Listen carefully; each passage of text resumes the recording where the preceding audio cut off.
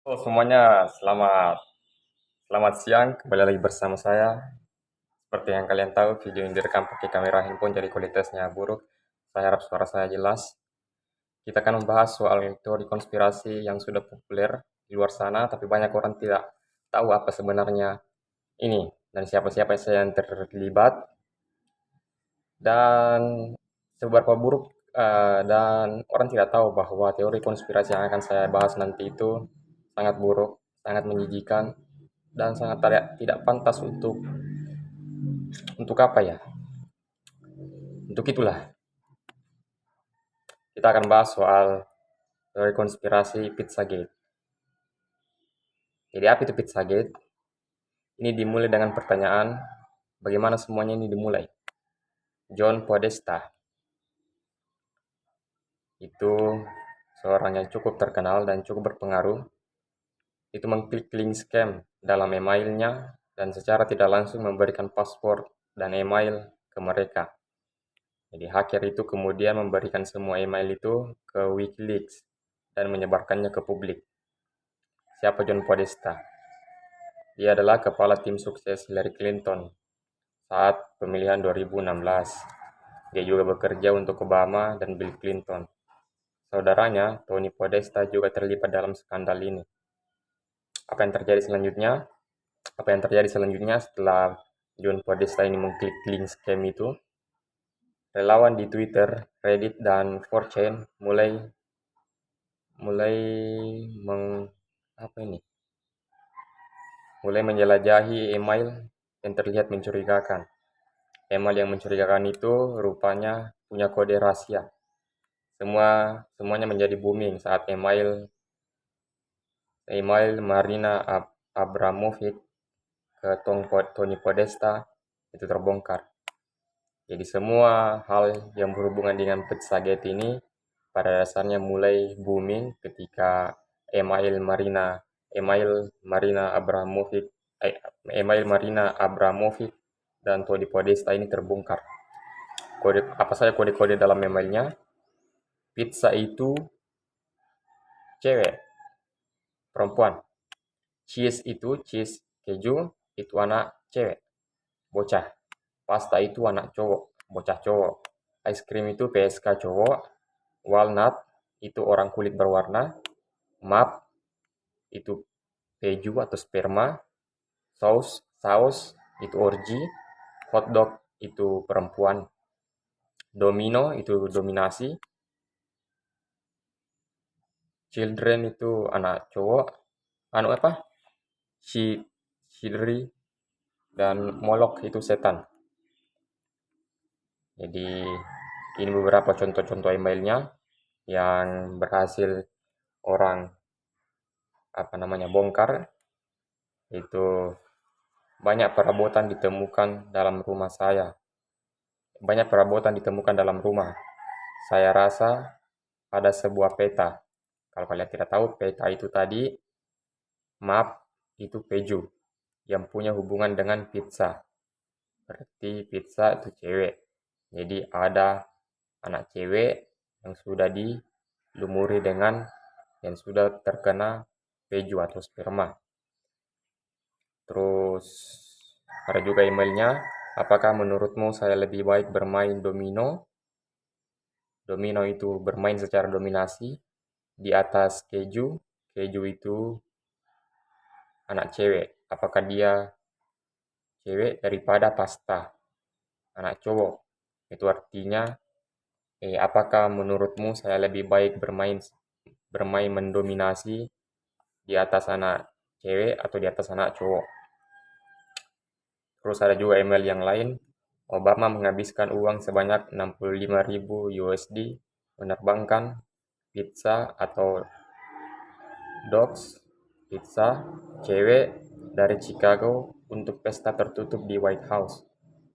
Terus ada juga yang lain, saya akan menambahkan seekor chicken, ayam, berarti ayam ini anak cowok juga, di halaman belakang Molok, setan. Jadi dia akan mempersembahkan seorang anak cowok ke Molok, setan. Terus siapakah itu? Marina Abramovic. Dia seorang aktris perform. Dia dekat dengan banyak selebriti dan politisi. Dia seorang mantan satanis dan ahli sakti yang yang karyanya terinspirasi dari penyembah Lucifer dan Aleister Crowley, seorang penyembah setan terkenal. Bukunya Spirit Cooking melibatkan banyak cairan tubuh. Salah satu resepnya dia mengharuskan seekor ikan yang sudah dimarinasi dalam vagina selama semalam. Orang yang sinting. Marina Abramovic juga mengundang Tony Podesta untuk makan di rumahnya. Terus kalau kalian tidak tahu ini logo, ini adalah logo Boy Lover. Boy Lover itu pecinta anak-anak, itu logo gay. Besta Pizza pernah memakai logo ini tapi kemudian menggantinya setelah skandal ini booming. Jadi ada sebuah toko perusahaan yang pernah memakai logo ini Boy Lover ini, tapi setelah skandal ini Pizzagate ini booming, perusahaan ini mengganti logonya. Terus ada juga logo Gear Love. Ini Gear Love. Terus apa lagi? Comet Pimpong. Kalau kalian tidak tahu, Comet Pimpong itu sebuah toko waralaba yang cukup terkenal di Amerika. Comet Pimpong ini berlokasi di Washington DC, dimiliki oleh Big Cheese LLC. Obama pernah menggalang dana untuk toko ini. Terus John Podesta terlibat dalam penggalangan dana yang diketuai oleh Hillary Clinton, menampilkan pertunjukan seni yang memperlihatkan kekerasan anak dan simbol-simbol sakti. Terus ada juga nama-nama yang terlibat dalam Pizzagate ini, yaitu Kim Nobel. Dia diagnosa punya banyak penyakit mental yang disebut DID. DID, kalau kalian tidak tahu, DID ini bisa terjadi jika anak mengalami trauma pernah yang menyangkut identitas mereka. Noble bisa dibilang adalah korban kekerasan masa kecil. Dan ini sebuah fakta yang menarik, semua lokasi toko pizza ini sangat dekat dengan kediaman rumah John Podesta. Ada juga koleksi pribadi milik karya seni Tony Podesta yang ditemukan di rumahnya. Kalian bisa Google sendiri apa itu, tapi banyak-banyak gambar atau karya seni yang menampilkan kekerasan seksual yang cukup mengganggu. Menampilkan banyak figur, menampilkan banyak hal-hal yang berhubungan dengan anak-anak kecil, tapi diselumuti dengan istilah seni. Terus skandal kekerasan seksual di dunia itu melibatkan banyak orang elit. Terus Jimmy Savile. Kalau kalian tidak tahu, Jimmy Savile itu seorang pedofil yang sangat terkenal di United Kingdom, di Inggris pernah. Jimmy akan berpenampilan sebagai seorang wanita hamil untuk memperkosa anak laki-laki berusia 10 tahun dan melecehkan anak perempuan berusia 12 tahun di dalam ruang gantinya. Jadi Jimmy Savile ini bukan cuma pedofil, dia juga orang sinting.